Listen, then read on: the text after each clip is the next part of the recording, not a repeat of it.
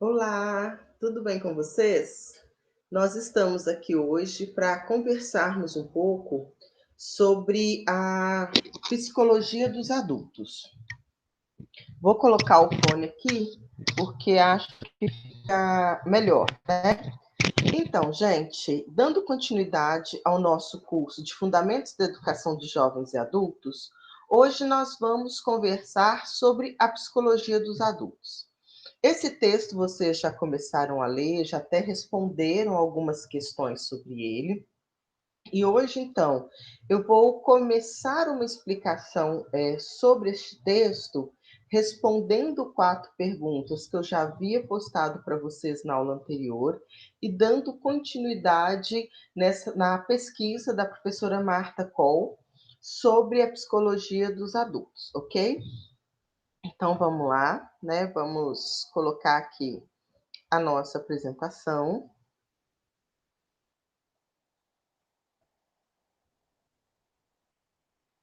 Isto.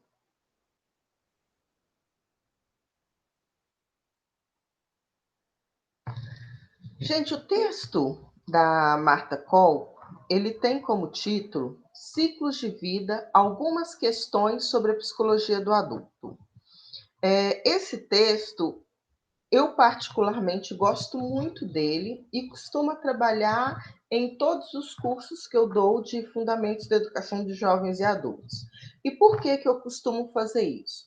Faço isso devido a este ser um dos poucos textos, únicos não, falei errado, dos poucos textos que tem como foco os ciclos de vida e como que funciona algumas questões sobre a psicologia dos adultos. É um texto da professora Marta Coll de Oliveira, que é professora titular da Universidade de São Paulo, da Faculdade de Educação da Universidade de São Paulo, da USP, né? A professora Marta Coll, ela é pedagoga, né? Ela fez pedagogia na USP, formou em 75. Depois ela foi fazer nos Estados Unidos o mestrado e o doutorado dentro da psicologia da educação. Depois ela volta para o Brasil, faz o concurso na USP e desde então ela é docente da Faculdade de Educação da Universidade de São Paulo. Vocês já perceberam que quando eu começo um texto, eu sempre considero importante falar sobre quem é o autor do texto, né? Então, falei quem é a professora Marta Coll, e sempre gosto de prestar atenção na forma de escrita do texto acadêmico, né? Então, quando a gente pega um texto, qual que é a primeira coisa que é importante que a gente pense? O que pretende esse texto? O que pretende esse artigo? O que pretende essa pesquisa? Então, neste artigo, pretende-se sistematizar algumas reflexões sobre a possibilidade de formulação de uma psicologia do adulto, a partir da definição do desenvolvimento psicológico como transformação que ocorre ao longo de toda a vida e da postulação da idade adulta como uma etapa culturalmente organizada, de passagem do sujeito pela existência tipicamente humana. O que é isso, gente? Vocês, né, ao longo da leitura do texto, o que se percebe-se muito, né, que a autora começa até discutindo isso. Há muita pesquisa sobre a psicologia do bebê, da criança, do adolescente, mas à medida que vai subindo para a vida adulta, existem menos estudo. Isso acontece também na psicologia da educação, né? Acontece na psicologia geral e na psicologia da educação, aonde se vê, aonde se percebe muita pesquisa sobre bebês, pesquisa sobre crianças, pesquisa sobre adolescentes. E cada vez que as idades vão subindo, vão havendo menos pesquisa. Até uma discussão, né, que fala assim, parece que na vida adulta já não tem mais desenvolvimento. Parece que as pessoas chegaram a um patamar aonde ali já se fez tudo o que deveria ser feito na vida. E a gente foi percebendo ao longo da leitura do texto que não é bem assim, não é isso? Então, neste artigo aqui, a professora Marta Coll, ela vai fazer o quê? Sistematizar algumas reflexões sobre a possibilidade de formulação de uma psicologia do adulto, a partir da definição do desenvolvimento psicológico como transformação que ocorre ao longo de toda a vida, né? Então, buscando um pouco desmistificar essa questão de pensar que a passagem da vida adulta ou o estágio da vida adulta é um estágio onde, né, as pessoas estão culturalmente organizadas, né, como se fosse não tivesse mais desenvolvimento a partir dali. Nesse primeiro momento, então, eu vou discutindo com vocês o texto a partir das perguntas que eu realizei para vocês na aula anterior. Então, a primeira questão que se coloca é: as ideias elaboradas nesse texto provêm originalmente de duas situações específicas. Quais são elas? Então, as ideias elaboradas nesse texto provêm originalmente de duas situações específicas: a participação em um seminário sobre os ciclos de vida realizado na cidade de Porto Alegre, né, e o desenvolvimento da etapa preliminar de uma pesquisa junto a adultos trabalhadores, alunos de um curso supletivo. A participação no referido seminário possibilitou a sistematização de reflexões já em andamento sobre a questão da psicologia do adulto e alimentou a elaboração de segmentos de um texto anteriormente publicado em coautoria e aqui parcialmente reproduzido pela autora Marta Coll e por Teixeira. Então, em que momento que esse texto que nós lemos para este curso de Fundamentos da Educação de Jovens e Adultos, quando ele é elaborado, né? A autora, então, ela coloca que ele tem dois momentos específicos. Um é uma pesquisa que ela já realizava junto a alunos trabalhadores, e a outra foi a participação em um seminário sobre os ciclos de vida, né, que foi realizado na cidade de Porto Alegre, no estado do Rio Grande do Sul. Então, essa pesquisa, ela sai da junção destas duas situações específicas, tá bom? A segunda questão. Na abordagem histórico-cultural, encontramos a postulação do desenvolvimento humano como sendo resultado da interação entre quatro planos genéticos: a filogênese, a ontogênese, a sociogênese e a microgênese. E aí vem os autores que fundamentam essas ideias, né? Num outro contexto teórico, Palácios elabora essa mesma ideia, sintetizando os três fatores aos quais se relacionariam os processos de transformação ou de desenvolvimento. Aí a pergunta é: quais são estes fatores e para que explique cada um deles? É o autor Palácios, né, que é um dos autores que a Marta Coll fundamenta a escrita desse texto. O Palácios, ele elabora essa mesma ideia, né, como já colocou, sintetizando em três fatores, que são: primeiro, a etapa da vida em que a pessoa se encontra. Então, quando a gente está pensando nesse primeiro momento, a filogênese, né, o que vem a ser isso? A etapa da vida a qual a pessoa se encontra. Segundo ponto, as circunstâncias culturais, históricas e sociais nas quais a sua existência transcorre. Então, a gente tem a filogênese, a ontogênese e tem a sociogênese, que é exatamente essa questão da etapa de vida da quais as pessoas se encontram, né? as circunstâncias culturais. Desculpa, né? Aqui eu fiz uma confusãozinha. Então, a primeira etapa, a etapa da vida em que a pessoa se encontra, ela está muito mais relacionada à filogênese e à ontogênese. A sociogênese, ela já vai estar ligada às circunstâncias culturais, históricas e sociais nas quais a sua existência transcorre. Já a microgênese, ela está relacionada, né, pensar em micro, experiências particulares, privadas de cada um e não generalizáveis a outras pessoas. Eu sempre comento, né, quando eu estou dando a aula no presencial, não videoaula como é o caso nosso aqui, que nós às vezes pensamos assim, nossa, a gente tem um hábito de homogeneizar os grupos, as mulheres, os homens, as pessoas do Nordeste, as pessoas do Sudeste, as pessoas do Norte, as pessoas do Centro-Oeste, né? A gente tem essa questão muitas vezes de trazer generalizações.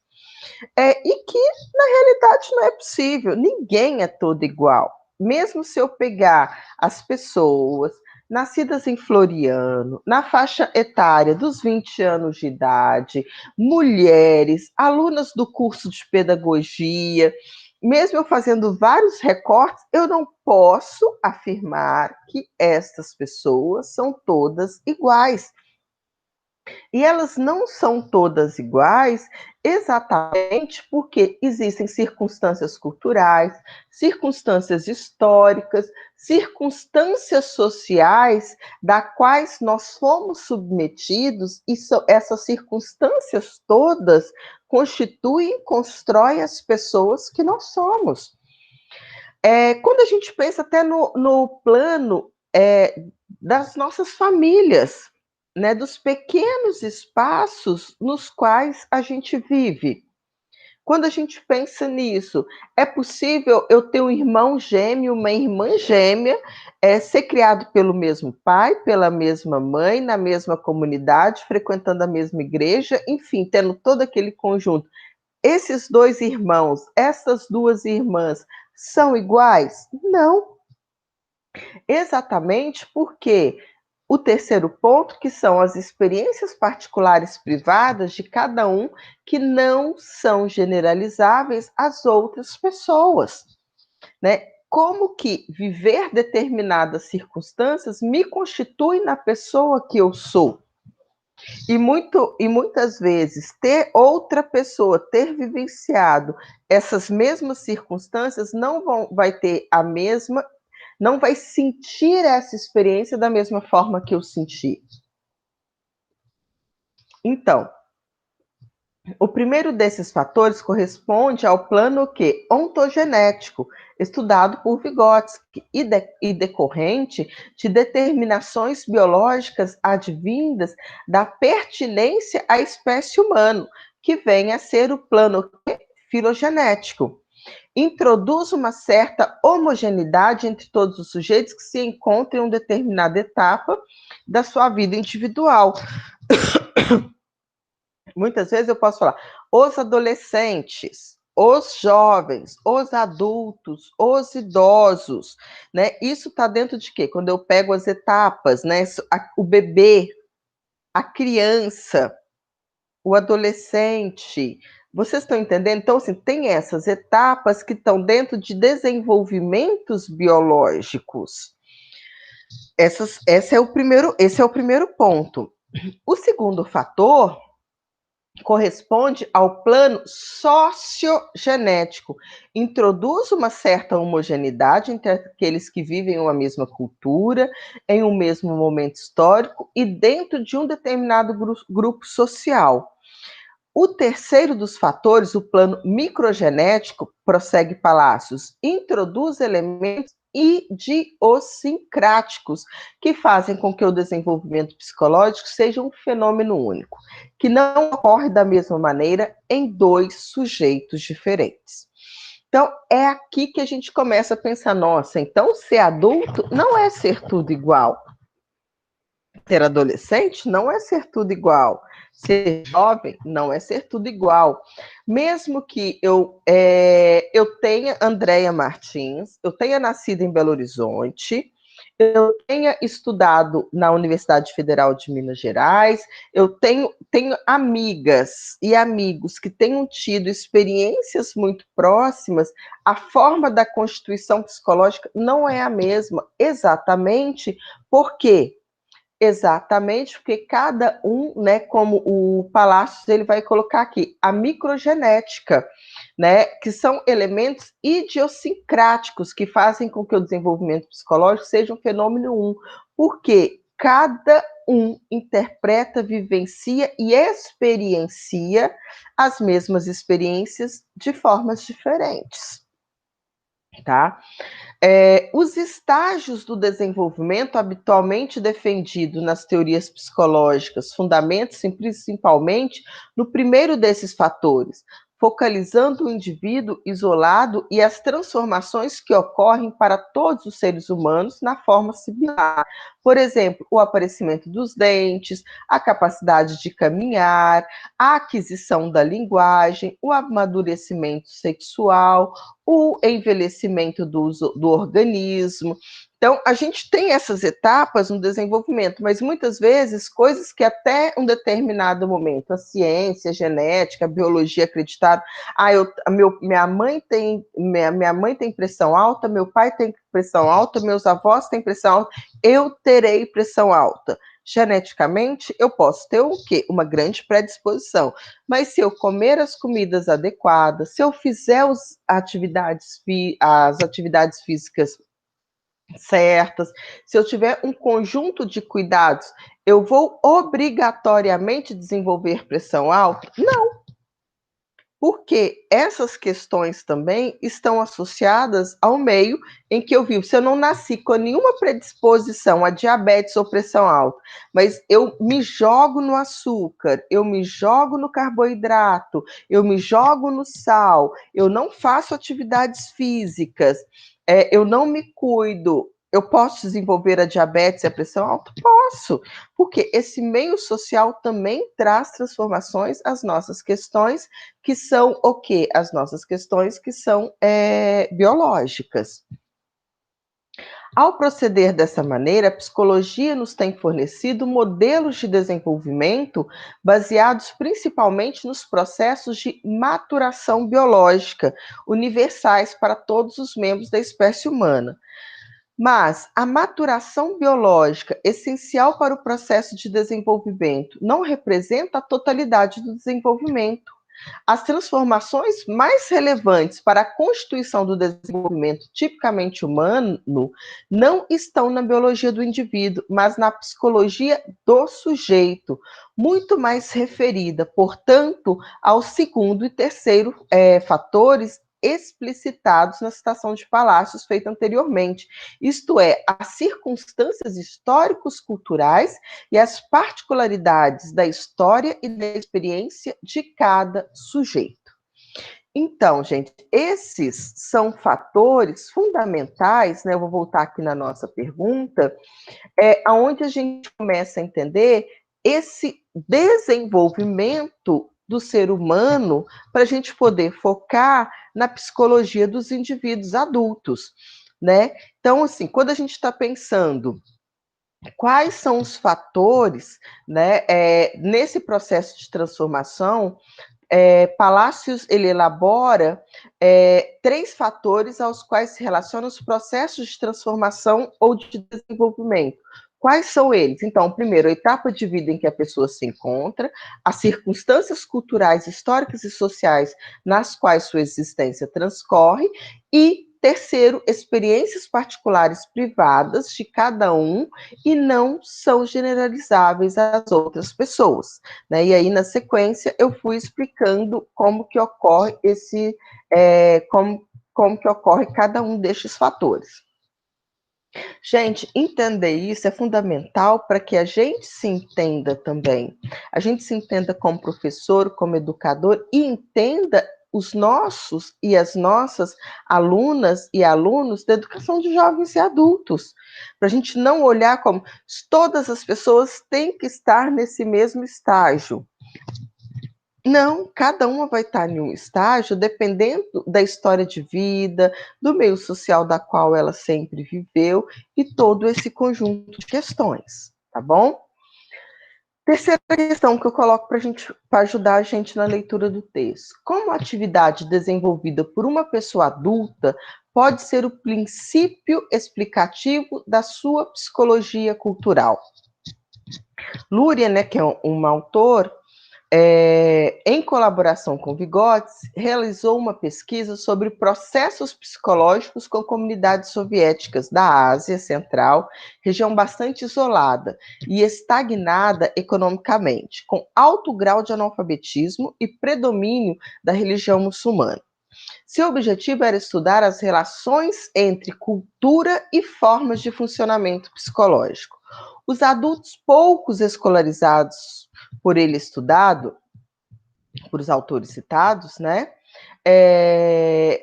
Os adultos pouco escolarizados por ele estudados, tenderam a apresentar um modo de pensamento baseado na experiência individual e nas realizações concretas observadas na vida cotidiana. Ao passo que aqueles com maior grau de escolaridade operavam de forma desvinculada das situações concretas, trabalhando de modo abstrato e descontextualizado. Né? O que significa isso? Que momento que a gente consegue pensar de uma forma mais abstrata, né? Que tipos de conhecimento vão nos levando a pensar de uma forma mais abstrata e que tipos de elementos vão nos levando a pensar de formas mais concretas e mais particulares, né? Como que eu consigo pensar socialmente falando? Como eu construo uma forma de pensar coletiva, né? Aonde eu penso, eu vou dirigir, aonde eu vou estacionar, como eu estou dirigindo, como que eu dou seta, né? Como que eu vou pensando, eu estou fazendo uma coisa, mas não estou fazendo essa coisa individual, eu estou fazendo essa coisa dentro de uma sociedade, dentro de uma coletividade. Especificamente com relação à compreensão do funcionamento psicológico do adulto pouco escolarizado, normalmente o que se faz é uma comparação com um adulto abstrato, supostamente universal, mas que, na verdade, é um adulto bastante específico, historicamente contextualizado, ocidental, urbano, branco, pertencente às camadas médias da população, com nível instrucional relativamente elevado e com inserção no mundo do trabalho em ocupações razoavelmente qualificadas. Então, eu vou voltar aqui. A pergunta aqui, ela é qual? Como a atividade desenvolvida por uma pessoa adulta pode ser o princípio explicativo da sua psicologia cultural? Então, a autora Marta Coll, ela começa citando Lúria e Vygotsky, fala sobre a pesquisa que eles realizaram na Ásia Central, região bastante isolada, e vê como que pensavam pessoas com maior nível de escolarização e pessoas com menor nível de escolarização. Na sequência, a autora nos traz uma coisa. Quando você pensa no mundo adulto, o que você pensa? A gente tem uma forma homogênea, né? Eu estou fazendo o sinal de uma caixinha, mas é uma forma homogênea de pensar no adulto. A gente vai pensar numa pessoa ocidental, né, a partir da visão eurocêntrica do mundo, do Ocidente, né, aquele modelo Ocidente urbano, branco, de classe média, nível instrucional elevado, né, vamos pensar numa pessoa com ensino superior e trabalhando em ocupações razoavelmente qualificadas. Quando a gente pensa em um adulto, a gente vai pensar, a gente pensa em um padrão de adulto. Homem, branco, ocidental, escolarizado, trabalhando em determinadas funções. A gente pensa na mulher, A gente pensa no sertanejo, na sertaneja, nos trabalhadores rurais, a gente pensa nas pessoas que moram no continente africano, em países como Quênia, em países como Angola, Moçambique, a gente pensa no continente asiático, a gente pensa em quem mora no Paquistão, eles são padrões para essa nossa sociedade, a gente pensa na Índia, né? Não, a gente tem essa forma de pensar ocidentalizada. Só que isso, gente, gera várias questões, porque todo mundo que não está nesse padrão é como se estivesse fora do que deveria ser o indivíduo adulto. Muitas vezes, quando eu estou na sala de aula com vocês,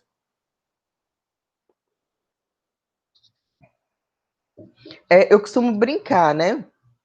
Quando vocês pensam, vocês com 40 anos, né? Como que vocês querem ser? Como que vocês querem estar? Que padrão social vocês colocaram na cabeça de vocês? Eu brinco muito que quando eu tinha 17, 18, 19 anos, enfim, né? Quando eu era adolescente, indo para ser jovem, eu pensava em uma mulher de 43 anos, que sou eu hoje, como uma mulher idosa. Entenderam? Quando eu pensava, nossa, quando eu tiver 40 anos de idade, como se isso fosse assim, nossa, eu vou estar uma senhorinha idosa. Gente, hoje eu tenho 43 anos de idade e me sinto uma mulher extremamente jovem, né? Uma adulta jovem, né? Mas assim, o que eu quero dizer para vocês, mas quando você olha, você pensa, eu tenho que estar formada. Eu tenho que estar com um trabalho X. Eu tenho que estar casada. Existe essa pressão muito grande para nós mulheres, né? Eu tenho que estar casada. Eu tenho que ter filho. Olha, a gente coloca, eu tenho que ter terminado a faculdade, eu tenho que ter passado em um concurso público, eu tenho que ter meus filhos, eu tenho que ter meu marido, eu tenho que ter minha casa, eu tenho que ter meu carro. Vocês estão vendo como que a gente vai colocando questões e quando a gente não está nesse pacote, vamos chamar assim, muitas vezes a sensação, nossa, estou frustrada com essa vida, ou essa pessoa não alcançou os objetivos. Gente, não é assim, né? E essa forma de pensar, ela é muito complicada. A gente tem que pensar que todo o conjunto de quem nós somos, de quem nós queremos ser e de quem nós seremos, depende de um contexto social, um contexto econômico, um contexto histórico, né? Eu sempre penso assim, nesse momento de pandemia, onde nós estamos tendo as aulas remotas, onde nossos encontros, as nossas explicações têm sido realizadas por meio das videoaulas. A gente pensou 2020 assim? Não, a gente no início, vamos ter aula online, vamos ter aula remota. Não, a gente não quer, isso não é bom. Aí só que assim, foi passando um mês, 2 meses, 3 meses, 4 meses, 5 meses, 6 meses, 7 meses que a gente está caminhando. Fala, não, a gente vai ter que repensar-nos dentro desse mundo que nós temos hoje. Então, isso tudo que eu estou falando é exatamente porque a gente coloca padrões psicológicos na nossa cabeça e que muitas vezes, quando nós não seguimos isso, ou as pessoas que não seguem, são consideradas o quê? Fracassadas. Então, o que se espera para o indivíduo adulto? Que ele seja alfabetizado. Caso ele não seja alfabetizado, ele é visto como? Considerando o psiquismo humano como um processo permanente de produção que envolve o indivíduo e seu meio sociocultural em constante interação, revela-se a natureza semiótica da atividade psíquica, uma compreensão apurada de cada ciclo de vida. Portanto, pede muito mais do que uma nomeação genérica de atividades. Não basta dizer a criança brinca, o adulto trabalha, por exemplo. É preciso entender de forma aprofundada a organização das diferentes práticas culturais, a construção compartilhada de sentidos e significados, a internalização de modos de fazer, de pensar e de produzir a cultura em cada âmbito concreto da cultura que a gente está pensando, que a gente está estudando. Então, voltando na pergunta, como a atividade desenvolvida por uma pessoa adulta pode ser o princípio explicativo da sua psicologia cultural? Depende, como a gente viu, de onde essa pessoa nasceu, em qual meio social ela cresceu, quais experiências ela vivenciou, quais conhecimentos lhe foram apresentados, para que ela pudesse formar essa psicologia cultural, né? De que elementos sociais, culturais, econômicos, históricos essa pessoa teve acesso para que ela forme a sua psicologia e o indivíduo que ela vai ser e a forma como ela vai se relacionar com o mundo. A quarta questão, né, que a gente coloca para a gente pensar, para a gente buscar entender esse texto da Martha Cole. A psicologia não tem sido capaz de formular de modo satisfatório uma psicologia do adulto. Na verdade, as teorias psicológicas são menos articuladas e complexas, né? Eu comecei a nossa videoaula falando exatamente isso. Que as teorias psicológicas são menos articuladas e complexas quanto mais avançamos no processo de desenvolvimento da pessoa. Sabemos muito sobre bebês, bastante sobre crianças, menos sobre jovens e quase nada sobre adultos. Aí vem a pergunta, né? Como a autora propõe analisar a idade adulta no contexto do texto Ciclos de Vida, algumas questões sobre a psicologia do adulto. A professora, né, a autora Martha Cole, ela coloca: a psicologia não tem sido capaz de formular de modo satisfatório a psicologia. E aí vem toda essa questão que a gente colocou. A questão que se apresenta aqui é, então, como caracterizar a vida adulta? Aí vem a resposta, a definição dela como sendo um estágio psicológico de estabilidade e ausência de mudanças importantes, quase que excluindo, portanto, da própria essência do desenvolvimento. É claramente inadequada. Mesmo dentro de uma perspectiva generalizante, essa asserção é falsa, na medida em que os adultos tipicamente trabalham, constituem família, se relacionam amorosamente, aprendem em diferentes dimensões da vida, educam seus filhos, têm projetos individuais e coletivos. Todas essas características trazem em si potencial para profundas transformações. Eu acho, sempre quando eu chego nessa parte aqui, muito importante de frisar com vocês, né?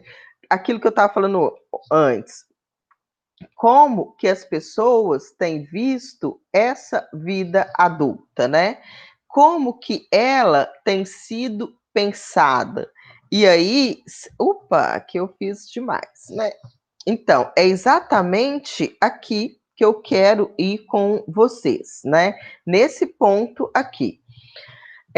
Como que tem sido pensada? O que é falso, tá, gente? Ó, em que os adultos tipicamente trabalham, constituem família, se relacionam amorosamente, aprendem em diferentes dimensões da vida, educam seus filhos, têm projetos individuais e coletivos. Olha que mente que se coloca, olha que forma de entender, que forma de pensar esse mundo adulto, né? Então, tudo isso é o que se espera de um indivíduo adulto, né? Para além dessa definição genérica de um estágio de suportamento, então, assim, é como se você chegar na idade adulta, você chega o quê? A um estágio supostamente estável. Poderíamos arrolar algumas características dessa etapa da vida que distinguiriam, de maneira geral, o adulto da criança. O adulto está inserido no mundo do trabalho e das relações interpessoais, de um modo diferente daquele da criança e do jovem. Essa parte daqui de baixo, né, o adulto está inserido no mundo do trabalho e das relações interpessoais de um modo diferente daquele da criança e do idoso. É uma característica muito forte do mundo adulto. Essa é uma característica mais assertiva. Não colocando todas essas que a gente falou anteriormente, como, não, o adulto tem isso. Não, o que diferencia basicamente um adulto de uma criança? O adulto está inserido no mundo do trabalho e também em vários movimentos de relações interpessoais. E a criança e o jovem não estão inseridos desta forma. Tá bom, gente? Então, aqui, como a autora propõe analisar a idade adulta? Aí, aqui, ó, a resposta está exatamente aqui. O adulto está inserido no mundo do trabalho e das realizações interpessoais de um modo diferente da criança. E não pondo como característica todos esses pontos aqui, que lida como se fosse, né, tem que ser assim, com essa generalização, e não é possível de se generalizar, não é isso? Vamos, então, agora para a última etapa do texto, que a autora vai para pesquisa propriamente dito. Então, aqui, né, que é a partir da página 218, se não me engano, não é isso? Deixa eu até olhar aqui no final, exatamente isso, né, que é a página 218, aqui está errado, é página 218 a 229.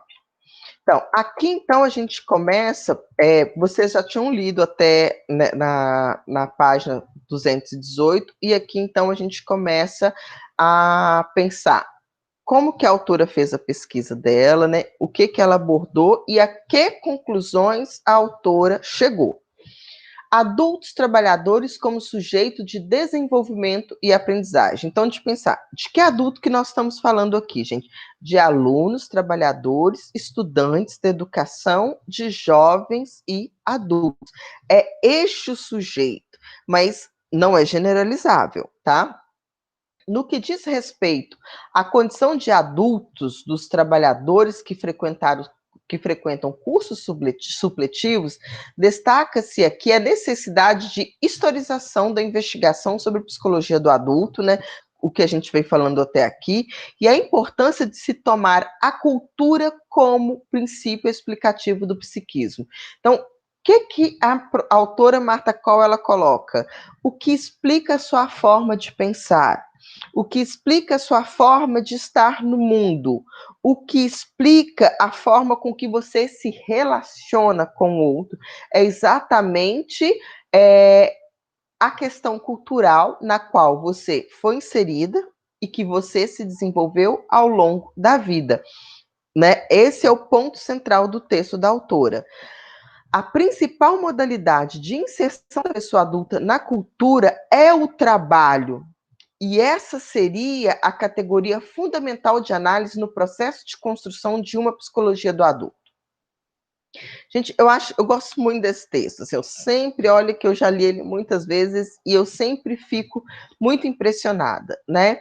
Porque é exatamente em que adulto que a gente está pensando? Um adulto trabalhador, um adulto não alfabetizado, que procura a escola, né, na idade adulta, sendo redundante, mas ele procura a escola para melhorar a sua vida e a qualidade da sua relação com o mundo do trabalho, tá? Então, esse processo de construção da psicologia do adulto, ele se dá por meio de quê? De uma inserção cultural que é feita através do trabalho. Para os alunos trabalhadores, a questão do trabalho é, por definição, ainda mais proeminente. Apenas alguns dados preliminares sobre a questão da imersão dos sujeitos no mundo do trabalho foram obtidos nessa etapa inicial da pesquisa. A esse respeito, o caso de um diretor do sindicato dos radialistas se anuncia como extremamente revelante, como objeto de um estudo mais aprofundado. Então, assim, qual é a forma? Se a pessoa, qual que é a forma desse adulto trabalhador se realizar com o mundo? Olha, é um líder comunitário? É um líder sindicalista? Né? É uma trabalhadora doméstica? É um trabalhador da construção civil? Todas essas questões são importantes de se levar em consideração. Com relação à educação dos jovens e adultos, campo que dialoga diretamente com as reflexões aqui propostas, as implicações da presente análise são bastante claras. Os sujeitos da ação educativa nesse campo encontram-se justamente nos ciclos de vida pós-infância, para os quais, como vimos, não há conhecimento teórico muito bem estruturado disponível e pertence a segmentos sociais específicos, que têm sido objeto de generalizações pouco fundamentadas. sobre supostas relações entre funcionamento psicológico e pobreza, baixo nível de instrução e baixa qualificação profissional, tá? Entender isso, gente, é muito importante. Uma coisa que no curso de Fundamentos da Educação de Jovens e Adultos, eu sempre bato na tecla com vocês, é exatamente o quê? O adulto é o não criança. Não adianta o professor, a professora, levar a aula do primeiro ano do ensino fundamental, que ele elaborou para as crianças de 6, 7 anos de manhã, para os alunos adultos à noite na sala de aula. Vai ser um fracasso. Entenderam? A primeira grande questão é essa. A segunda grande questão colocada aqui é: você não vai generalizar os adultos que são seus alunos. Vocês vão ter que buscar entendê-los no processo de organização e planejamento das aulas de vocês, pensando nas profissões que esses alunos e alunas possuem, como que eles estão inseridos ou não no mundo do trabalho e quais são as experiências de vida que eles trazem para a escola. Neste artigo, procuramos enfatizar a necessidade de historicizar a compreensão do desenvolvimento, tomando os ciclos de vida como etapas culturalmente organizadas, de passagens do sujeito pela existência tipicamente humana. As atividades e as práticas culturais, e especialmente os instrumentos, signos e modos.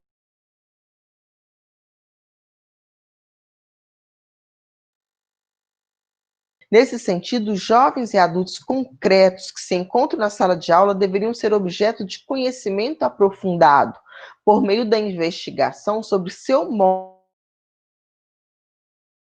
suas atividades, seu acesso a diferentes tecnologias e linguagens, a partir do qual poderia ser estabelecido um diálogo com os instrumentos, signos e modos de pensar que são próprios da escola, para um exemplo de um trabalho com adultos na escola no sentido de constituí-los como sujeito da aprendizagem e do próprio processo de escolarização.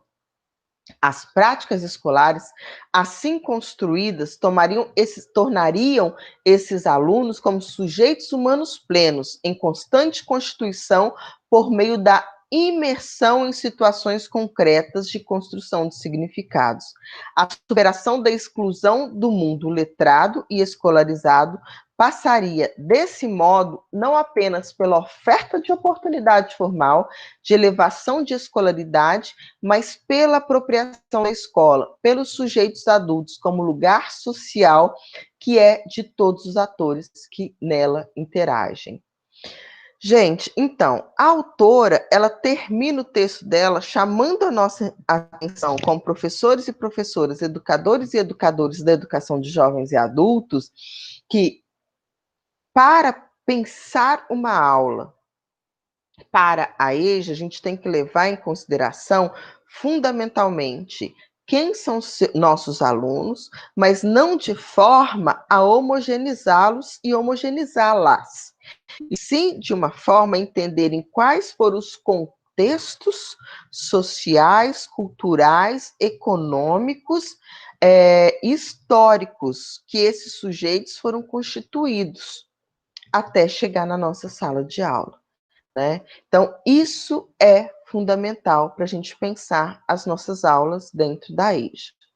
Então, a gente trabalhou hoje o texto Ciclos de Vida, algumas questões sobre a psicologia do adulto, da autora Marta Coll de Oliveira, buscando, então, que vocês entendessem um pouco mais sobre a psicologia dos adultos, ok? Gente, a partir, então, da leitura desse texto da aula de hoje, especificamente agora, a partir da leitura, vou até aqui interromper para arrumar aqui, e aí eu volto finalizar a apresentação, descartar. Agora eu vou vir aqui e vou arrumar. Aí, pronto. Agora eu volto aqui E vou voltar com a apresentação porque as páginas estavam escritas de forma errada, tá? Então, eu só estava querendo arrumar as páginas aqui para que eu possa mostrar para vocês qual que é a atividade, tá? Ó, leia o texto de Marta Coll de Oliveira, né, em anexo, eu vou colocar anexo, isso aqui vai ser uma tarefa, tá, intitulado Ciclos de Vida, algumas questões sobre a psicologia do adulto, página 218 a 229, e responda as questões. No tópico, adultos trabalhadores como sujeitos de desenvolvimento e aprendizagem, a autora apresenta as etapas da pesquisa realizada. Escreva um texto explicando os seguintes pontos: qual foi o foco da pesquisa, os procedimentos de pesquisa, os questionários, como eles foram elaborados, respondidos pelos alunos, principais falas dos alunos e conclusão da autora, tá bom? Então, terminou agora a nossa aula, vocês vão retomar o texto da página 218 a 229, reler essas páginas, aí vocês vão construir um texto onde todos esses pontos que eu destaquei aqui, da letra A, B, C, D e E, deverão constar nesse texto sobre as etapas de pesquisa, tá? Eu sempre, gente, vou fazendo isso exatamente porque eu acredito que vocês lerem um texto, entender esse texto e entendê-lo dentro de uma pesquisa científica é fundamental para a formação de vocês. Então, aquilo que eu sempre falo, né, é para além de ler, né, e entender o conteúdo do texto, é também para entender a construção desse texto, tá?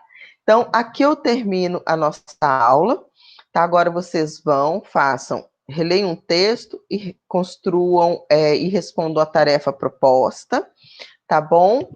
Beijo grande, até a próxima. Tchau!